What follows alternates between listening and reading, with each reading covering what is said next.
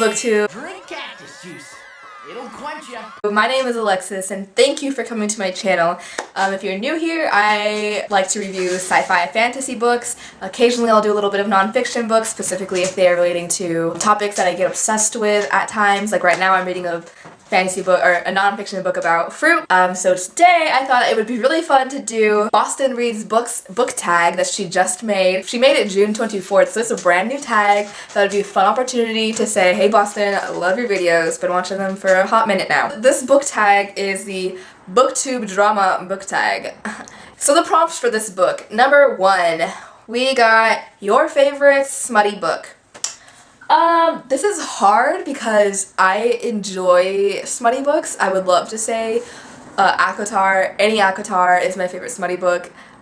You know, it's great. There's no diversity, there's nothing that really happens, but it's smutty as heck and I love it. I'm trying to think of other really smutty books that I was just like, oh. Sometimes when I read smutty books, I'm like, I have to close them, even if it's me on my Kindle, I have to close them and like look around if I'm like in public transit or just anywhere in public. Does anyone know I'm reading this? Like, does anyone know that this is happening in my mind right now? And I'm like, whoa. Maybe that's why I like a Kindle, because no one can know when I'm reading a smutty book.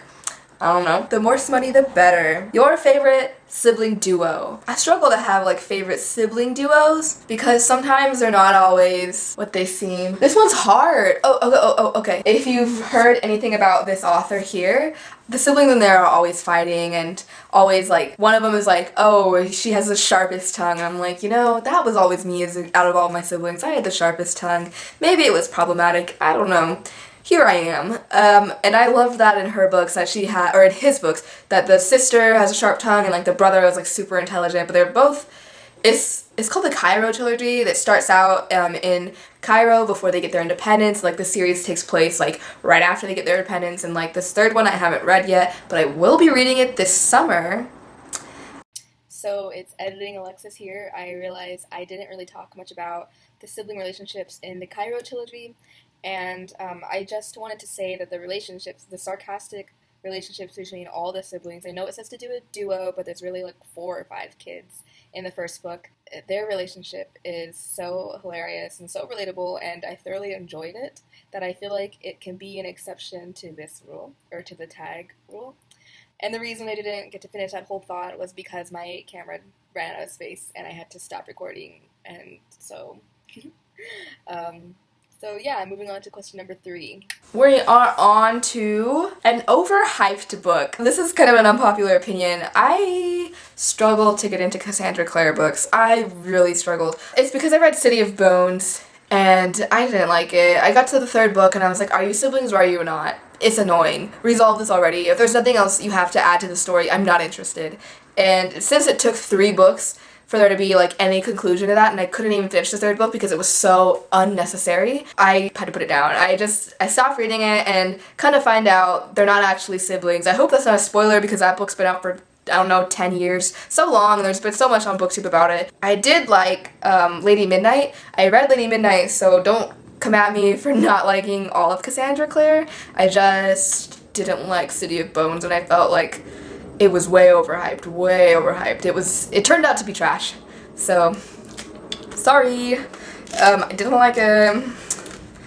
If you really liked it and you want to roast me on that, go right ahead. Like, I think it's hilarious that people would get so worked up over that. A character that makes questionable choices. Let's see. Characters that make questionable choices. I'm gonna do Scarlet from, her name's... Also, we have to address that Scarlet Bernard has the typical urban fantasy baddie look with the leather jacket and jeans and a t-shirt, that little glare she's got going on, perfect hair. Scarlet from Midnight Curse.